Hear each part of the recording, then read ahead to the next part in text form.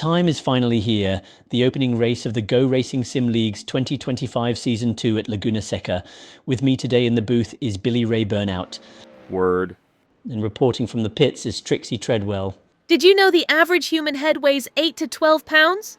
No, thanks, I guess. Anyway, Billy Ray, can you tell us a little about this track? Does a burnout leave rubber? Then hell yes, I can.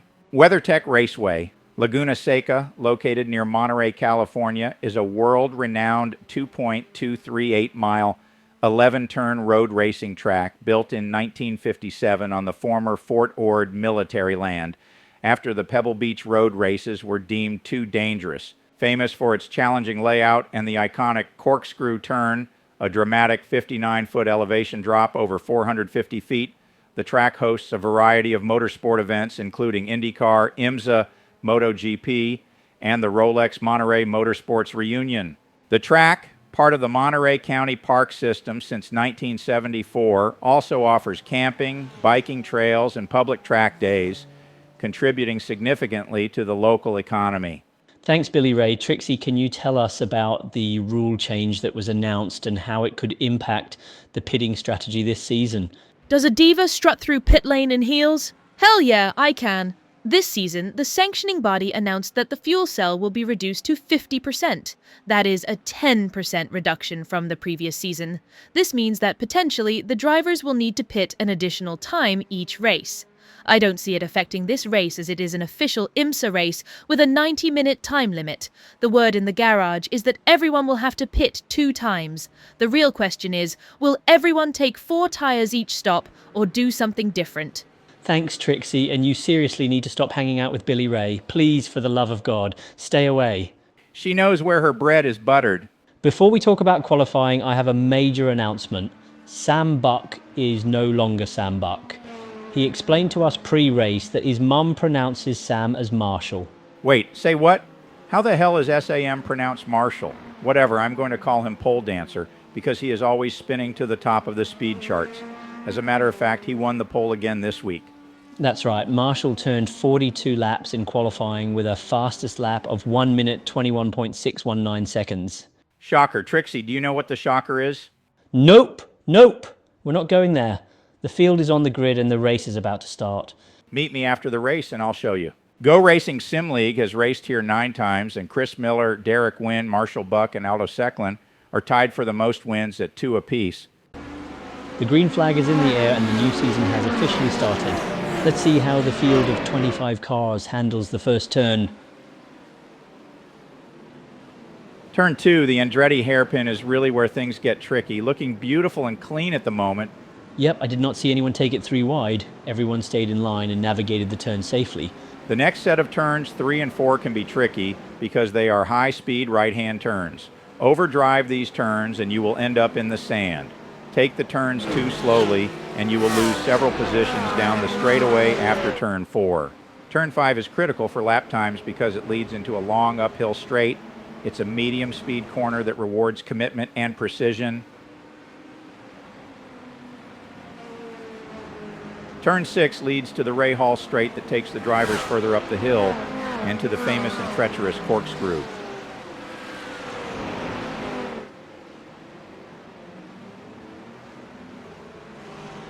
Oh, and it looks like Matt Cushion missed the turn and is in the dirt. Yep, it appears he tried to go inside of new member David Brodsky but entered too fast and could not make the left in time. I assume the officials will give him a small time penalty for cutting the track. Sam Buck. Damn it. Marshall Buck leads the field through the final 2 turns 10 and 11. Drivers have to be careful in turn 10 as there is a grenade turtle hidden on the right side of the corner. And turn 11 is a tight left-hander that is uber important because it leads to one of the longest straightaways on the track. Overall, that was a very clean first lap.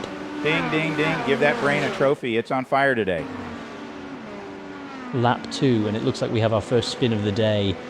Kevin Banks took turn 6 a little too fast and spins into the dirt. Yep, and just look at all those positions he is losing. He's turning that track into a drive-through. Everyone's passing and no one's stopping.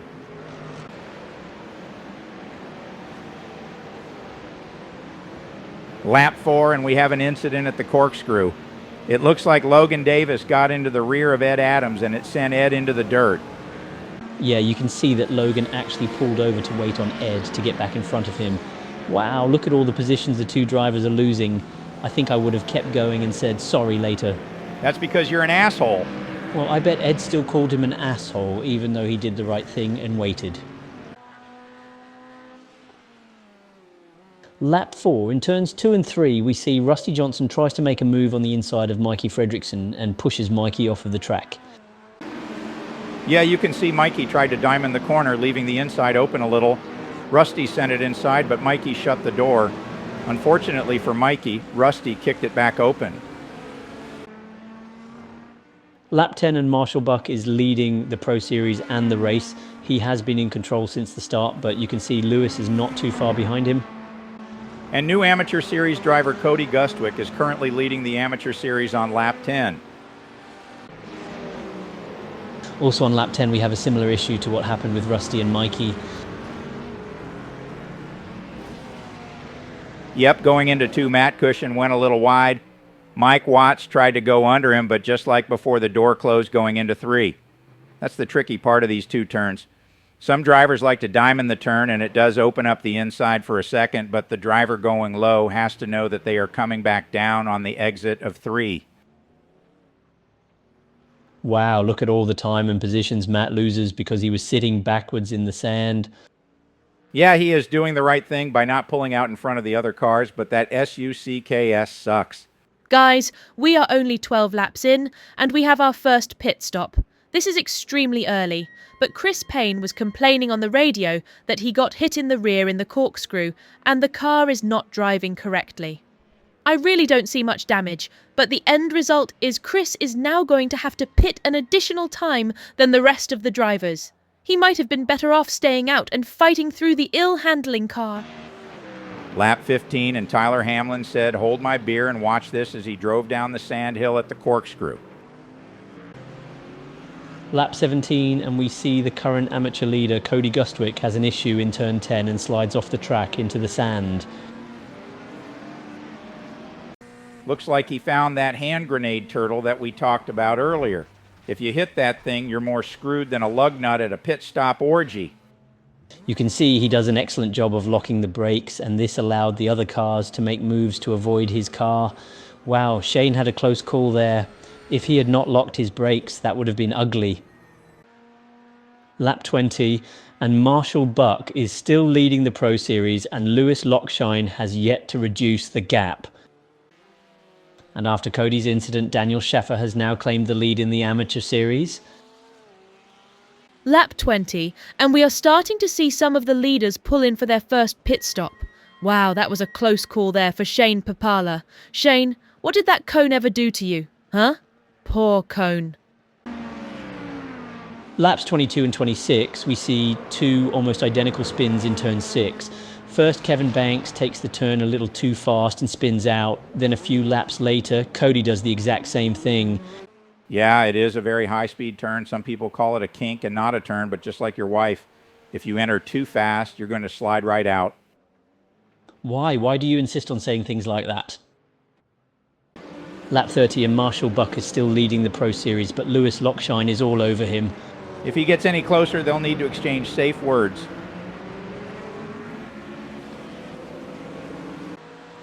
And Daniel Scheffer is doing a good job holding on to the amateur lead. Lap 31, and the leaders have caught up to lap traffic.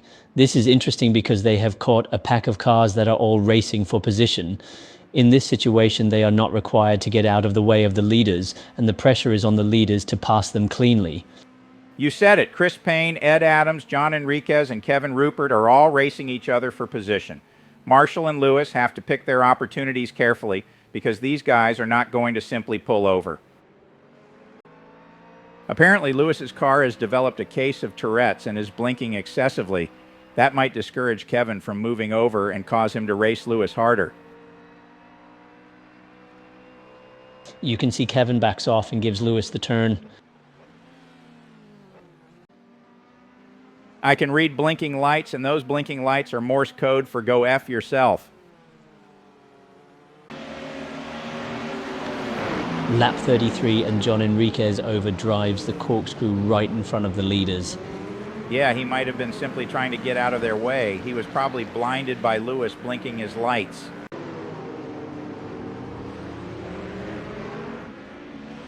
Lap 34, and we see the leaders are still trying to make their way around the lapped traffic. Yeah, they are slowly picking them off one at a time.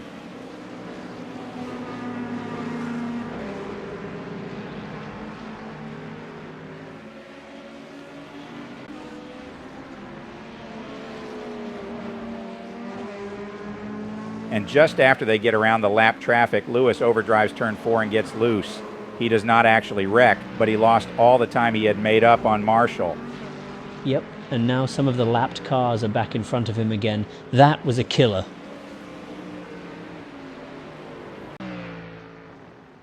Lap 38, and we see Mike Watts gets loose in turn 6 and goes for a long lazy slide. He did not hit anything and was able to keep going.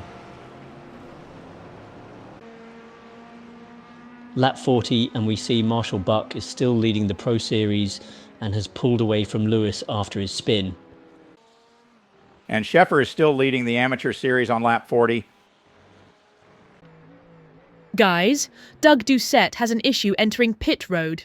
Looks like he overdrove the entrance and had to back up. This cost him some important time on his last stop of the day. He has had a clean race all day long. This should not hurt him too much.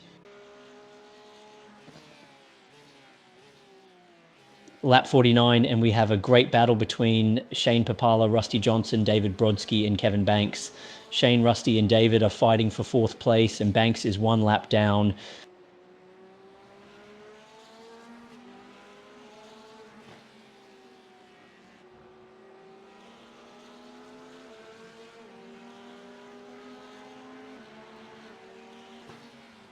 We see Shane makes a move on Rusty going into turn 5. They almost touch, and Rusty wiggles a little. This ultimately cost him 2 positions.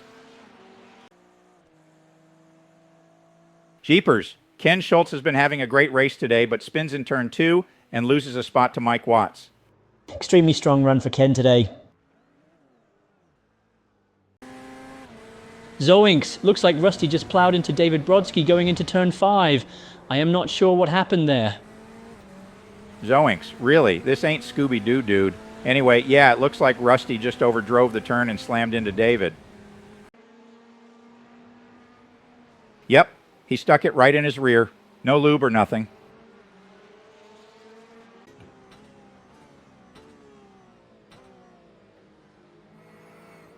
Lap 58, and Shane Pippola suffers a parts failure.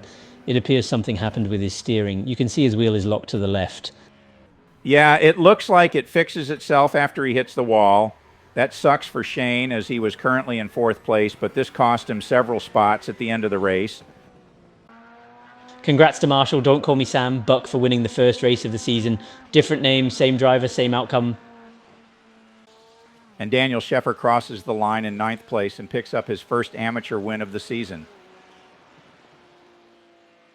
Looking at the overall race results, Marshall gets the win, Lewis finishes 2nd, and Kerry Cantera rounds out the top 3.